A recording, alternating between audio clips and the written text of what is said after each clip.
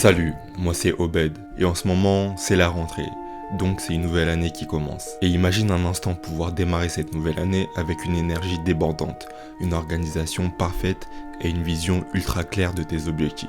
Tout ça te permettra d'avoir une avance considérable. Et dans cette vidéo, je vais te présenter 7 habitudes à appliquer dès maintenant qui pourront drastiquement faire changer le cours de ton année. La première, c'est de te créer un réseau. Te créer un réseau de personnes souhaitant atteindre les mêmes objectifs que toi, par exemple. Valider son année, obtenir son diplôme ou même se développer personnellement pourra grandement te motiver au quotidien. À chaque fois que tu les verras avancer dans leurs objectifs et atteindre des résultats, toi aussi ça te donnera envie de faire de même. Et donc quotidiennement vous vous motiverez mutuellement. Tu verras un tel obtenir tel résultat, tu auras envie de faire de même. Lui aussi aura envie de faire de même et l'autre aussi. Et au final, vous installerez une énergie dans le groupe qui fera que à chaque fois, chacun d'entre vous voudra faire mieux et donc vous progresserez tous ensemble au sein du groupe. Et au final, ça va également te faire gagner du temps sur de nombreux points. Par exemple, lorsque tu rencontreras des difficultés, tu pourras compter sur les autres membres du groupe. Que ce soit lorsque tu fais face à un concept abstrait dans ton cours et que tu as besoin d'aide pour mieux le comprendre, ou alors lorsque tu dois t'absenter pour un cours pour des raisons personnelles, mais que tu as besoin d'une autre personne du coup pour prendre des notes. Ensuite, la deuxième habitude à prendre, c'est de tenir un agenda. Avoir un agenda te permettra d'avoir l'esprit clair tout au long de l'année. Toutes les petites tâches que tu dois faire et même tous les gros projets à rendre, les dates importantes, etc.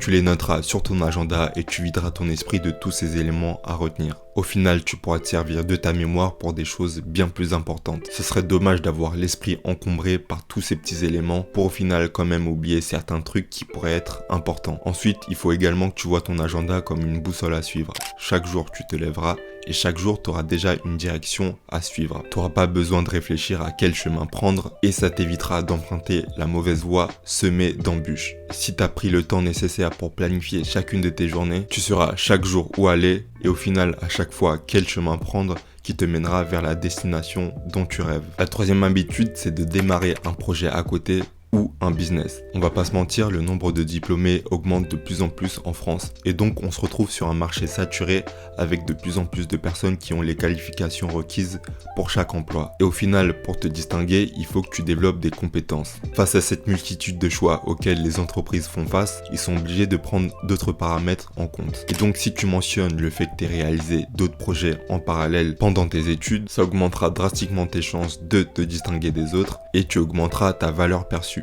Lors d'une de mes dernières vidéos, j'ai interviewé Oliver, un étudiant en licence éco-gestion qui avait développé une chaîne YouTube en parallèle. Lorsqu'il a candidaté pour obtenir un stage après son Master 1, il a mentionné le fait qu'il avait une chaîne YouTube. Et donc tu t'en doutes bien, avoir eu ce projet en parallèle de ses cours a pu clairement l'aider lorsque les recruteurs ont fait les sélections. Mais au-delà du marché du travail, les compétences que tu développeras en parallèle à tes études te serviront surtout à toi. Au fil des années, tu pourras bien évidemment réutiliser ces compétences, que ce soit pour d'autres projets, pour des idées d'entreprise ou même pour toi en tant qu'humain. Il faut que tu vois les projets que tu lances comme un jardin que tu cultives. Il commencera petit à petit, mais avec le temps, le jardin se développera et il pourra devenir quelque chose de bien plus important. La quatrième habitude, c'est de pratiquer un sport. Ça t'apportera grandement sur le plan de la discipline. Le fait par exemple de savoir qu'à 17h, tu as une session de sport, ça va petit à petit quadriller tes journées et cette discipline que tu instaures dans le sport, tu pourras la répliquer dans d'autres domaines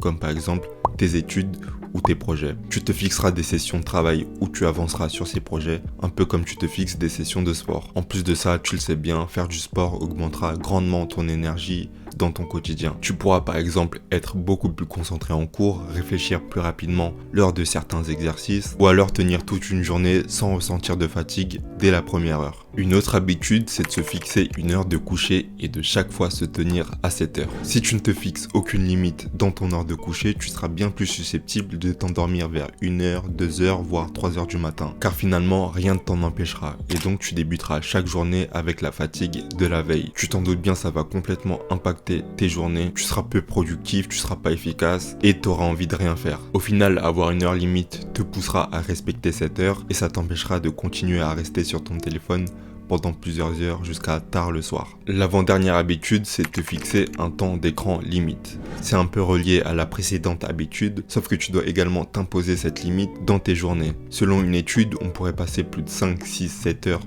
dans une même journée sur son téléphone. Et donc c'est clairement un quart de ta journée complètement gâché. Imagine-toi si tu avais investi ces 5, 6, 7 heures dans l'avancement de tes objectifs, de ton développement et des résultats que tu souhaites atteindre. Pour éviter à chaque fois de perdre ces heures dans ces journées, il faut que tu sois radical et que tu t'imposes une heure fixe. Et au-delà de cette heure, tu ne touches pas à ton téléphone. T'imposer cette limite, ça t'évitera également de sortir ton téléphone en mode automatique. Tu connais ce réflexe de sortir à chaque fois ton téléphone dans les moments un peu compliqués, quand l'exercice est assez difficile, quand tu t'ennuies ou quand tu n'arrives plus à te concentrer en cours. Par exemple, lors de mes premières années, à chaque fois que je devais réaliser un exercice assez compliqué cognitivement et que je bloquais sur un point de l'exercice, j'avais le réflexe de sortir mon téléphone pour essayer de soulager cette douleur. Et donc faire ça au final c'était contre-productif parce que ça me faisait perdre encore plus de temps. Et quand j'avais fini de scroller sur mon téléphone et que je retournais sur la tâche que je devais faire, j'étais beaucoup moins concentré qu'avant. Mais pourtant je continuais de faire cette erreur et je sortais à chaque fois mon téléphone. Mais donc mettre en place cette habitude de s'imposer un temps d'écran limite m'a permis d'être beaucoup plus concentré dans mes tâches au quotidien, comme par exemple les résolutions d'exercices. Et ça m'a permis de réfléchir beaucoup plus rapidement puisque mon cerveau n'était plus coupé dans son élan de réflexion.